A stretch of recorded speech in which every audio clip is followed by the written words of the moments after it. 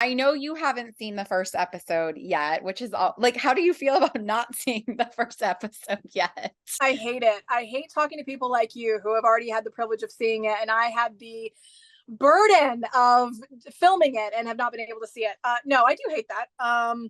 It's the worst, but I did see the promo. So, I saw about 30 seconds and I'm looking forward to seeing the rest. This season, obviously, like out of the gate, and from what we've seen in the promo, it's a very emotional, tough season. Why don't you talk to me about that for you and how hard or therapeutic maybe it was to Yeah. film some of those scenes? Well, I mean, the funeral itself, uh, certainly I wasn't thinking about it being therapeutic or anything like that at that time. That was just days after my mother, or actually a week after my mother had died.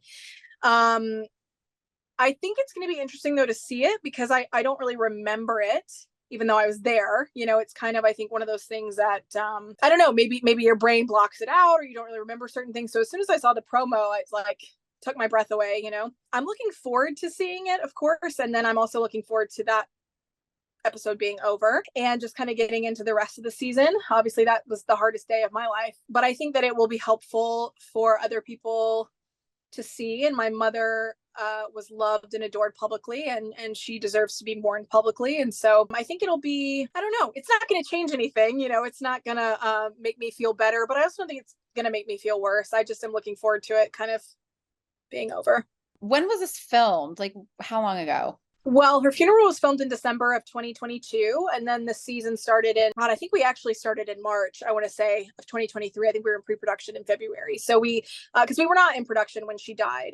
They came down just special to film the funeral, and then we picked up the rest of the season a couple months later. So was that hard for you to allow the cameras in? Like, you are so open with your life, or did you feel like you kind of owed that to the fans? Well, first it was my dad's decision, and he made it immediately.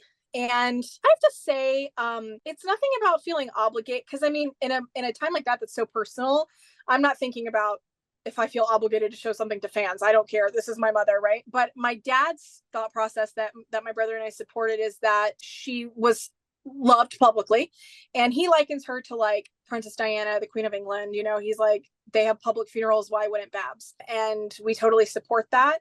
I am super glad that we filmed it. I think there will be really good things that come from it, but I can't say I was considering that at the time. I was just thinking about, my mommy. Yeah, like I said, I think, this whole journey with my mom, and even last season, when she was on camera after her stroke, and just what I've shared through social media, it's so many people who told me how valuable it was for them to see that process and how they're going through the same things. And for me, this show has always just been about like being a mirror for people to see things that they don't necessarily always see in mainstream media.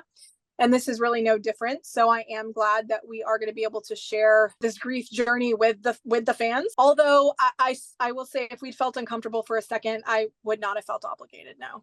So it was filmed in March. Okay. So what was that, like 5 months In ago? like mid-February, but yeah, we Okay. wrapped towards the end of June. So yeah. Okay. So obviously fans are noticing a, physical transformation on social media with you now. I mean, what can you say about your weight loss? Well, I'll say it's obnoxious because one reason I have a lot of reasons I don't like to talk about weight loss, but one of them is that, even just the other day, I went to the comments, and 5 comments in a row. One of them said, "Oh my God, you're so skinny." And the next one said, "Oh, I can't believe it's been all this time and she's never lost weight." The next one said, "You look the best you've ever looked." And then the next one said, "She must be 500 pounds now." The thing is, people see what they want to see. They project onto me what they feel about themselves.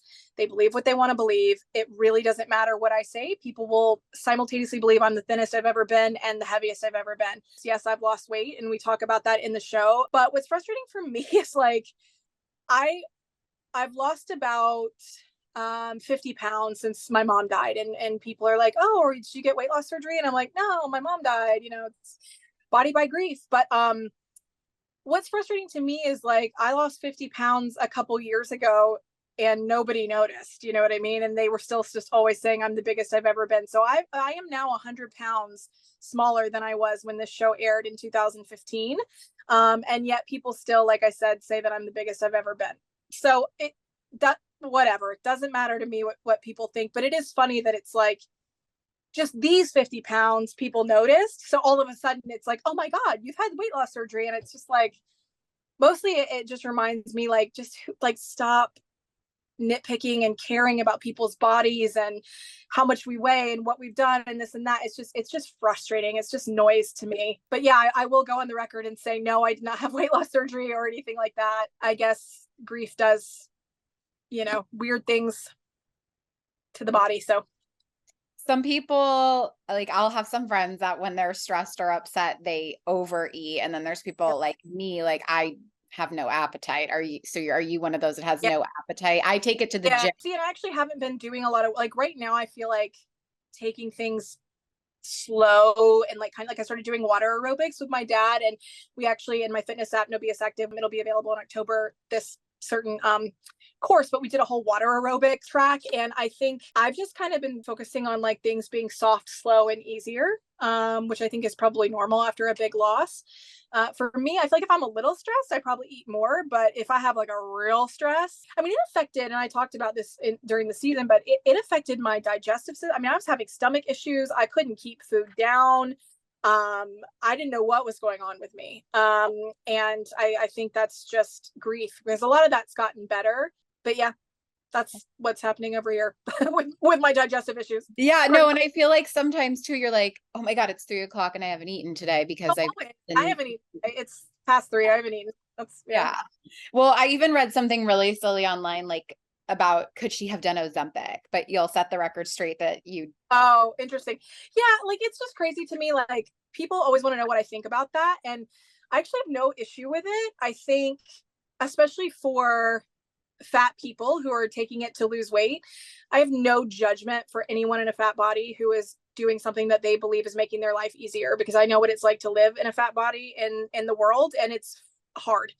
So I have no judgment there at all. And when it comes to people who, like, we would think like don't really need it, obviously I think it should go to people who have diabetes who need it, but I would just look at it the same way as like getting plastic surgery or like whatever. Like it may not be my choice, like something I would do, but if you choose to do it, I think just, examine your intentions, make sure you're doing it for the right reasons, whatever you deem those to be or whatever. And it's none of my business, truly. And that's how I feel about it. So it's weird to me when people are like, they demand to know like my full medical history, like every medication I'm on, or like if I show myself eating a sandwich, like, but what did you eat for breakfast? And I'm like, what are you obligated to like give you every detail of my like personal medical history and like what I eat every single day? Like, it's just crazy town.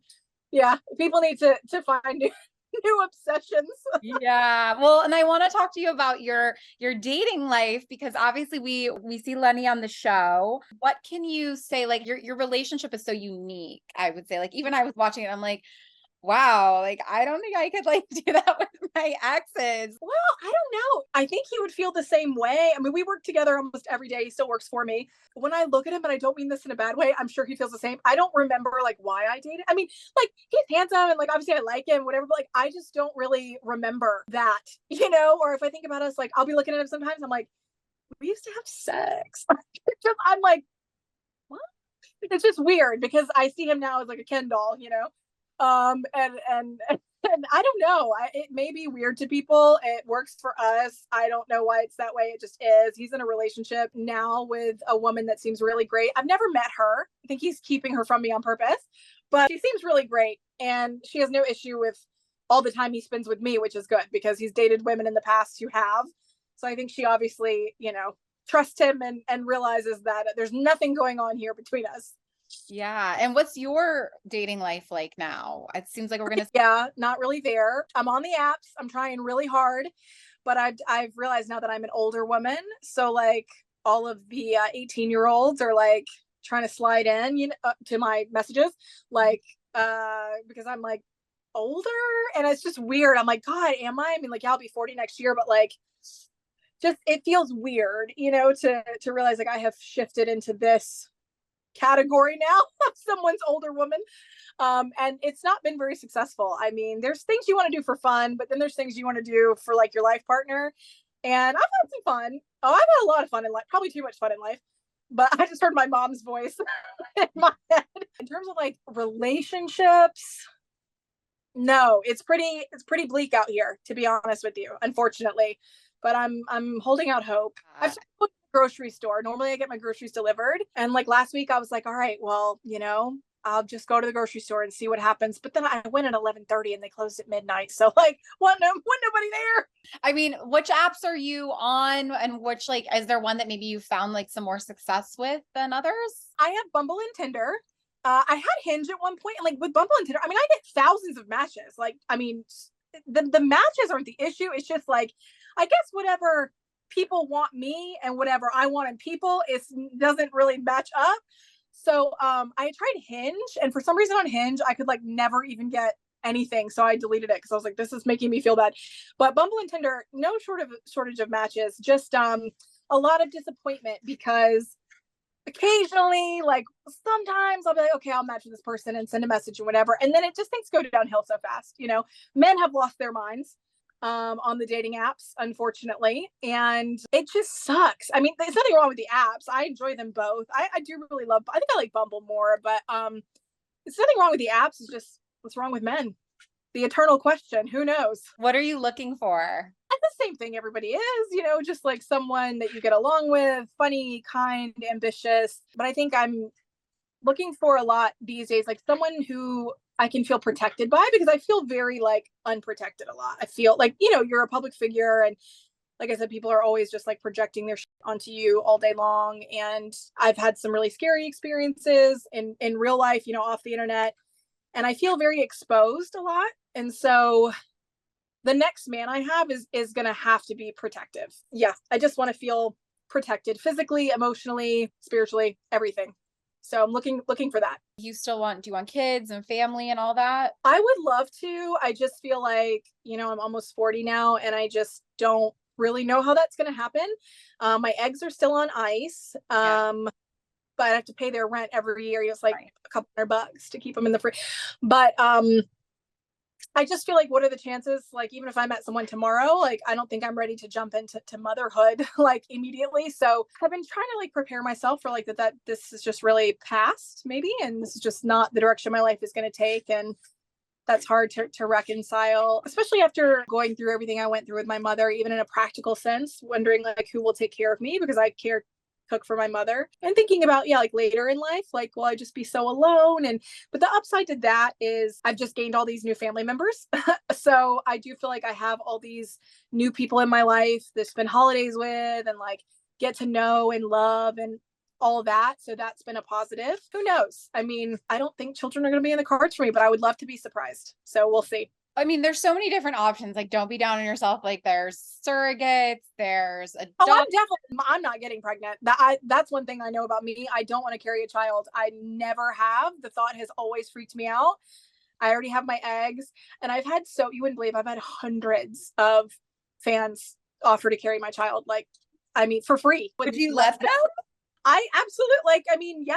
Like, there are people like, I would be so honored. I'm like, cool, you know, but for me, the thing is like, I want to find a partner, because I know, of course you can do motherhood alone, and you never are guaranteed that you won't end up alone, but something I would want to go into with a partner. So really that's the issue. I could find a surrogate in my DMs today. I talk a lot about how crazy people are online, but people are also so amazing. I have like the most loyal, wonderful fans, and it feels weird to call them fans, but like they're just wonderful, and it's really fulfilling and rewarding for sure. A lot of people will do a lot for my family and really care about us, and we appreciate that. Do you have fans of the show who like try to take you out on a date? Is that like a no-no for you? If you watch the show and know who I am, I'm not interested. Oh no, that's ideal, really, because, well, you can spot it pretty easily. Sure, people are like trying to get close to you because like they think you're famous or you have money or like whatever the hell. That's a no. But the dream scenario is that you meet someone and they're familiar with who you are, and they still want to date you, because what usually happens is you meet someone and then they Google you or see your Instagram, and then they're out, you know, because they're like, oh, what is this? You know, and they're not interested. So yeah, the ideal scenario is for someone to, I'll tell a little story. I was out of town one time and I was on the apps and matched with this real younger guy. Turns out he was like, is this really you? And I was like, yeah. And he tells me, well, like, I used to work on your show, like in post, and like I worked in compliance. Like, I had to make sure like your naked body was blurred and like that you were wearing your seatbelt and stuff like this. And I'm like, really? And he's like, yeah. At that point, we hadn't done a whole lot of seasons, but I was like, if you made it through 4 seasons of doing that and you still want to go out with me, yes, sir, you deserve it. I will go out. That's So funny. that was a wild experience. I was like, damn, you've been with me through all this and you still want to go on a date? Yes. Okay, so you did go out with him. I did. Yes, we had a fun night. He was young, very young. Well, not that sounds weird. He was young, quite a bit younger than me. Wouldn't have been a relationship situation, but we had a fun time together, and it was just kind of neat, you know, to meet someone who had known me from that side. Well, summarize kind of what fans can expect this season. Obviously the first without your mom, and I think it'll be, you know, hard for fans and Yeah. different for you. So kind of talk to me about how you feel now going into the season and what we can expect. Well, I think even though it's going to seem a lot different without my mom, I think the things that have made this show what it is are still the same. There's still a really strong family connection and a family bond and a lot of love between my friends and my family. And I think that's what's always like drawn people into the show, and that's still there. But I think in a lot of ways, it's like there's some like exciting things. Like my dad, I don't even know who he is anymore. He's a new person. To watch him like start to enjoy life in certain ways that he hasn't before, been really awesome. And then to get to know a whole nother side of my family that we're also getting to know is exciting. And, you know, I say we don't have mommy, but like, but we do, you know, we honor her every day as much as we can. And I don't, of course, I haven't seen the season, but I don't get the sense that it's going to feel like she's really gone, because she's everywhere. Even in the house, it's covered in her pictures, and our conversations are full of her sayings and our memories with her. And we celebrate her every day. So I do think that that will come through. All right. Well, on that note, I'm really looking forward to watching the whole season. Thank you for being so open and sharing it. And I'm so happy to hear your dad's doing okay in a better place. And I'm sure that's a lot in credit to you. Well, thank you. But it's really him. He's Glenn Thore. He's a machine. So we're Yeah. very lucky.